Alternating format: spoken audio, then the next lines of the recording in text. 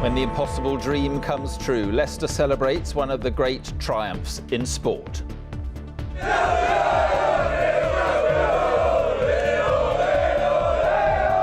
are the 5,000-to-1 no-hopers, crowned Premier League champions. I'm very happy for the fans, for the chairman, for everybody, for all the Leicester community. And the city is having a party that shows no sign of ending.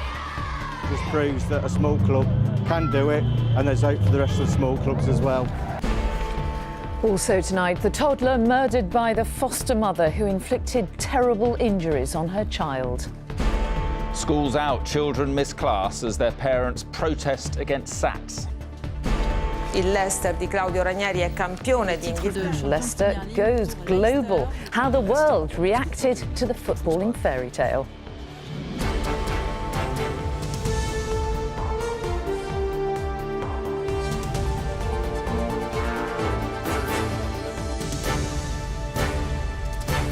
This is the ITV Evening News with Mark Austin and Mary Nightingale.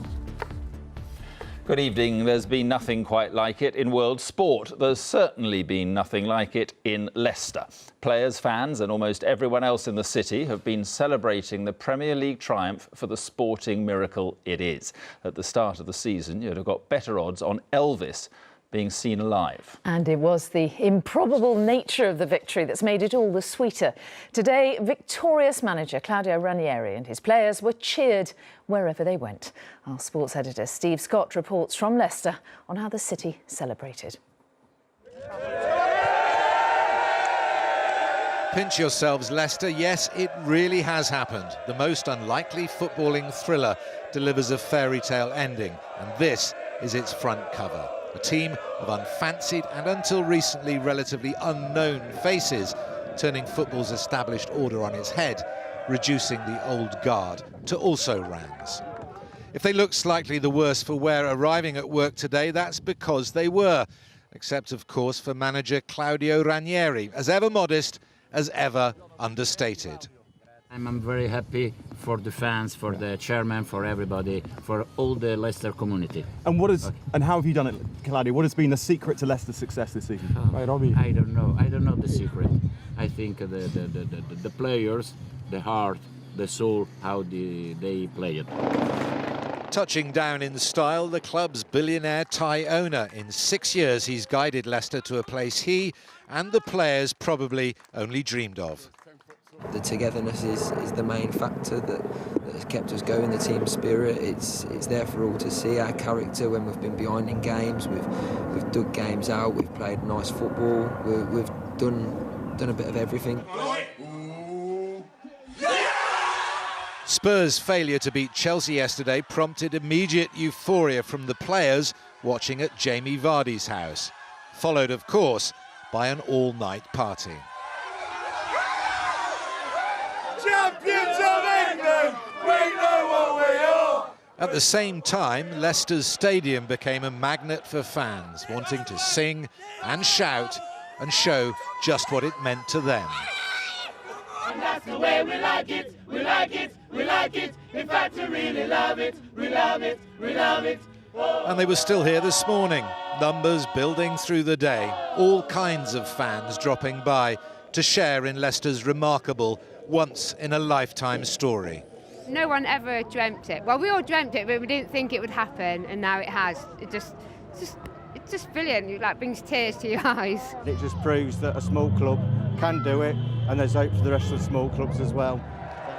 The attention is something these players are now going to have to get used to. They've brought a certain romance back to football, and tonight the game feels much better for that. Steve Scott, ITV News, Leicester. Well, the players and the manager aren't the only winners. One lucky fan has been picked to present the trophy to the team on Saturday. Even luckier are those who made the tidy sum from the bookies. As Ben Chapman reports, the triumph has been celebrated by young and old alike.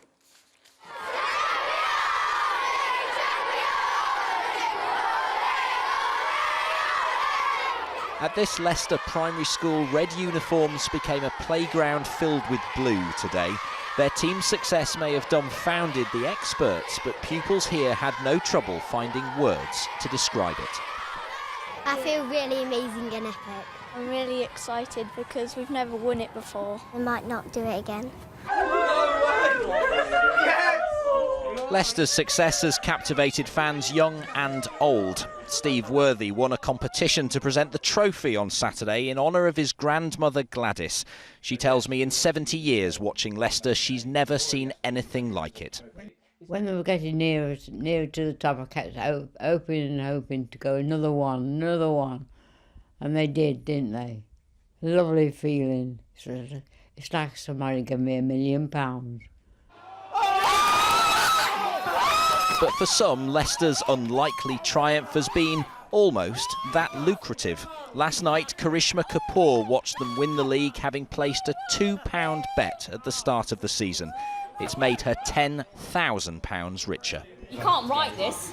You can't write this. No one thought this was going to happen, and oh my God.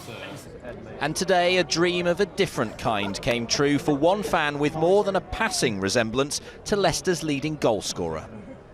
The coach pulls up with the players, and Ranieri's opened the door. Players were banging on the window. They dragged me on. Finally sit down next to Jamie Vardy, and he's just like, I'm better looking than you. So cheers for that, Vards. Tonight, a street artist put the finishing touches to a mural of Leicester's manager, but his team's achievement has left an indelible mark on this city. Ben Chapman, ITV News, Leicester. Well, the scale of Leicester City's achievement is underlined when their spending is compared to that of the teams they beat. The entire Leicester squad cost around £55 million, and that's just a little more than Manchester City paid for just one player, Kevin De Bruyne, last year. So let's return to Steve Scott in Leicester. And Steve, still quite unbelievable all this. Where do you place it on the list of great sporting achievements? Well, Mark, I think we can all be guilty of hyperbole, can't we? But I can't think of anything to match this. I mean, in sport, we can all think of giant killings, of course, whether it's boxing, cricket, football. But this is different. This is not a one-off. This has been a sustained team effort throughout the whole season. So in that sense, it's been quite sensational. And it's been done in football when football is very different than it has ever been before, as you've just said, where the gap between the haves and the have-nots has never been in wider. So I think it's something we should celebrate. I think it's something we should enjoy like everyone else is here, because I'm not sure we're going to see anything similar in the future. I think you're probably right. Steve, thank you very much indeed. Well, let's move on to other news now. And a woman has been convicted of the murder of her 18-month-old foster daughter. Keegan Downer had suffered 200 separate injuries.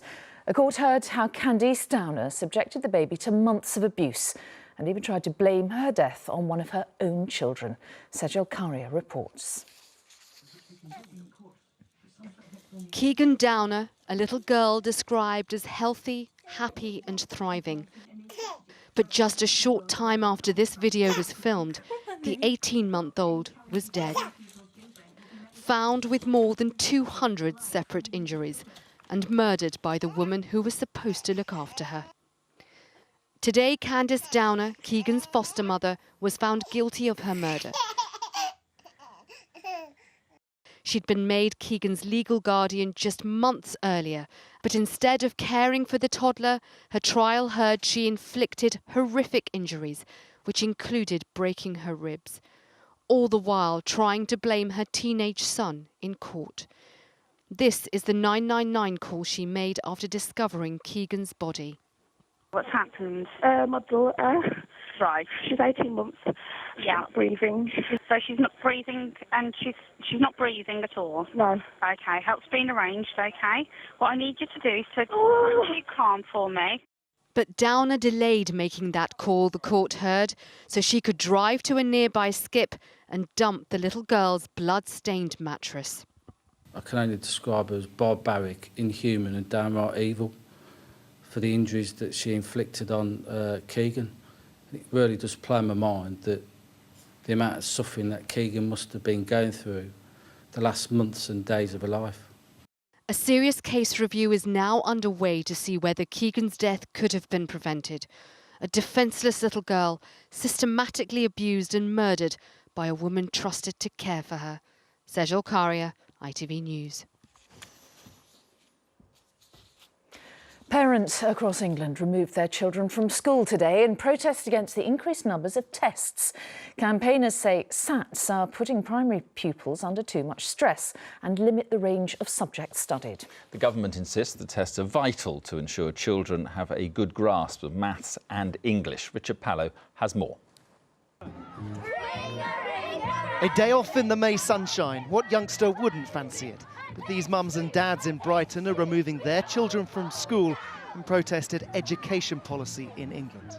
And what's this called? Bouncy pillow. Parents and children alike saying compulsory primary school tests known as SATs are piling on too much pressure too early. Sometimes I don't know what the answer is and I don't know if I'm going to get told off or not.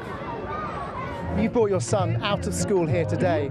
You're depriving him of a day's education, aren't you? Yeah, I am depriving him of a day's education, but what he gets here is play, and I think play-based education is really important, particularly in the early years. He's just turned 6. But even at such ages, the government argues they are crucial. It's important that we have these tests, which are there to hold schools to account. They have no effect on the children. No more SATs! And yet, delivered with the help of children to Mr Gibbs' department, a petition with more than 44,000 signatures. But you might think that's not that many, given the 4 million that attend English primary schools. And indeed, most classes do appear to have taken place as normal, as at Lowther Primary School in London. Here, there were no absentees. Year 1, I'll come back to visit. Tests have a place in the school system, but actually teacher assessment, which is where teachers do ongoing assessment during the course of the year, is, in my view, a more accurate and reliable way of really judging where a child is at. Scrapped in Wales, never introduced in Scotland and Northern Ireland, SATs are set to stay in England for these children and for those that follow. Richard Pallow, ITV News. Still to come on the ITV Evening News, a special report on the race for the Scottish Parliament. And this was the reaction today when Tottenham won the EPL. Darren Ravel. Why not every sports reporter got it quite right over Leicester City's success? Those stories. For real? I think so. Those stories. It's the news after all. After the break.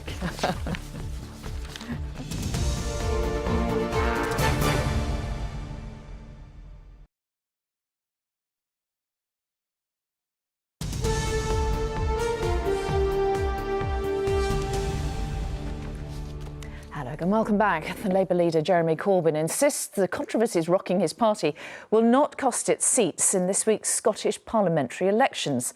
But it faces a tough test. The SNP is almost certain to win another big majority, but if Labour has a really bad night, it could be beaten into third place by the Conservatives, unheard of in Scotland. Our correspondent Peter Smith explains. It's been almost 2 years since Scotland said no to independence. But that referendum left its mark on this nation. Forget left-wing versus right-wing. Scotland has nationalists and unionists now. That helps the SNP because they've taken almost all of the pro-independence vote. They're now so far ahead in the polls, the most exciting race in this election is for second place. Labour used to weigh its vote in Scotland. It's a sign of where they are now that Kezia Dugdale's fighting to avoid the no longer unthinkable humiliation of finishing third behind the Tories. We stand with working people to stop the cuts, to end austerity. We're the only ones arguing to ask the richest 1% to pay a bit more tax so that we can protect and invest in the public services. Calling someone a Tory used to be a kind of Scottish insult after Thatcher and the poll tax, but Ruth Davidson is trying to charm voters back. The Labour Party's had 2 parliamentary terms now in opposition, 9 years, 6 leaders, and they failed really to land a glove on the SNP. People out there are looking for someone to hold the government to account, and they're saying, well, Labour, you've had your chance, let's give someone else a shot. Lib Dem leader Willie Rennie has been trying hard to get his message heard. No, we Lib Dem. We're Lib Dem. What's that? Not always with success. We've shown that with just 5 MSPs what we can do. Just imagine what we can do with more. That's why I'm optimistic about the chances for the Liberal Democrats in this campaign. The SNP's been in power at Holyrood for 11 years now. They've had a majority for 5 years. But Nicola Sturgeon has been accused of playing it safe this time because she won't use Scotland's new powers to increase income tax on the rich. I want to govern progressively, and we have governed progressively. We will continue to do that, trying to lift people out of poverty, trying to make our country fairer, but also recognising we have to raise the wealth through a strong economy to do that. The SNP will not rule out another independence referendum. They're trying to build bridges with people who voted no last time to give them a mandate for a second vote. It's likely the unionist opposition at Holyrood will have its biggest challenge in trying to stop the yellow and black juggernaut. Peter Smith, ITV News, Scotland. And our Deputy Political Editor Chris Shipp is in Westminster for us now. Chris, how's Mr Corbyn responding to talk of a leadership challenge? Well, Mary, Jeremy Corbyn today was campaigning for those elections on Thursday. They're not just in Scotland, but for the Welsh Assembly, for the London mayoralty and local elections right across England.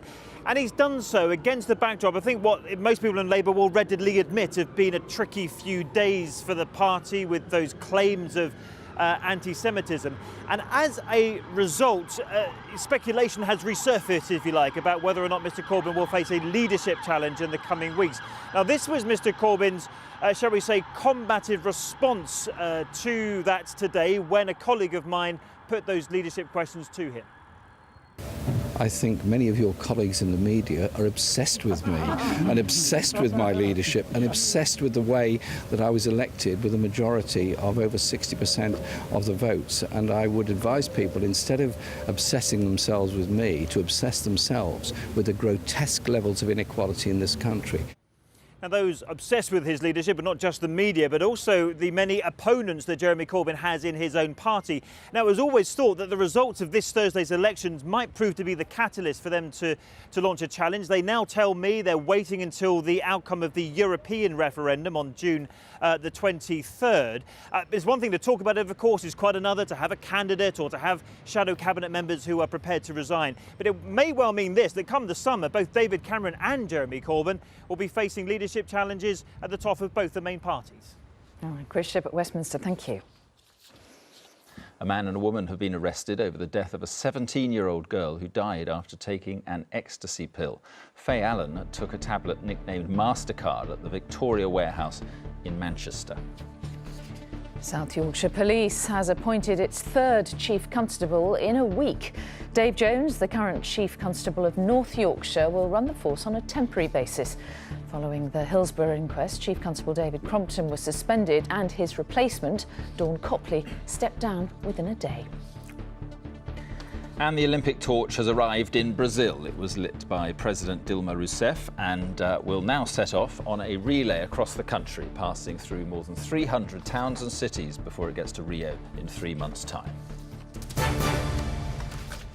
And finally tonight, Leicester City's incredible achievement has been capturing imaginations and headlines right across the world. Yes, from Thailand, home to the club's new owners, to Italy, where the manager is a well-loved son, all were revelling in this fairy tale come true, as Neil Connery reports. Il Leicester di Claudio Ranieri è campione di Titre de champion de première ligne pour Leicester, le club. An Leicester, und das gibt's natürlich nicht so oft im Fußball. Around the world, Leicester is being talked about like never before. Leicester City beat 5,000 to 1 odds to win the English Premier League on Monday. The Premier League may be a global phenomenon. That's amazing! But Leicester City's stunning achievement is everywhere. They became Premiership 2 years ago, but they considered last year moving them down again. Yeah, exactly. Now they're on top. Love it. In Bangkok, they're loving it too. This respected Buddhist Thai monk who'd blessed the team predicted more glory for the Thai-owned club. They will thrive because of their strong minds, he says, and will win on the international stage. Back in Rome, Claudio Ranieri's success is being toasted by the Italian press, calling it his masterpiece. But in all the excitement, spare a thought for one presenter who seemed to get a bit confused who'd actually won last night. Or maybe he was a Spurs fan. This was the reaction today when Tottenham won the EPL. Darren Ravel will have reaction from all over as Tottenham wins the EPL. Plus, Barry, what do you have? Thankfully, they didn't hear that in Leicester. They were too busy celebrating. Neil Connery, ITV News. Gotta love the Americans on football. That's it for now. Tom Bradby is here at 10. From all the team here on Evening News, have a great evening. Bye-bye. Bye-bye.